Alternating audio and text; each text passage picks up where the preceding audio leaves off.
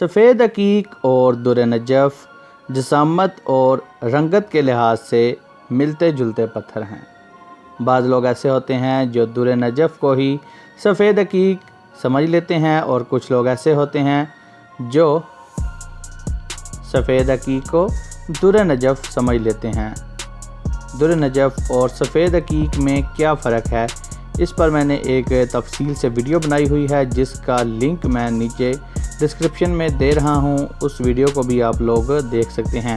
آج کی ویڈیو میں میں آپ لوگوں کو سفید عقیق کے پہننے کے کیا کیا فائدے ہیں وہ بتانے جا رہا ہوں۔ سفید عقیق پہننے سے انسان کا دل روحانیت کی طرف مائل ہوتا ہے۔ سفید عقیق پہننے سے انسان نظر بد، جادو ٹونا اور تعویذ کے اثرات سے محفوظ رہتا ہے۔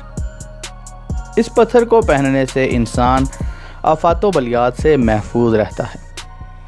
اگر کسی کو ہر وقت غم ستاتے ہیں، غم اور پریشانی ہر وقت گھیرے رکھتے ہیں، تو ایسے لوگوں کے لیے سفید عقیق ایک بہترین پتھر ہے۔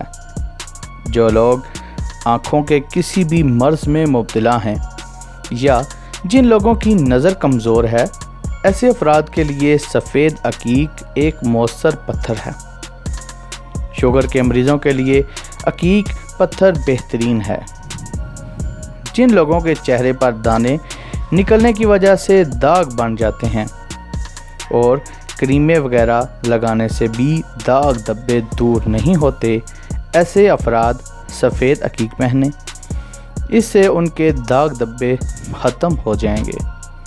اس پتھر کی سب سے خاص بات یہ ہے کہ اس پتھر کو ہر انسان پہن سکتا ہے۔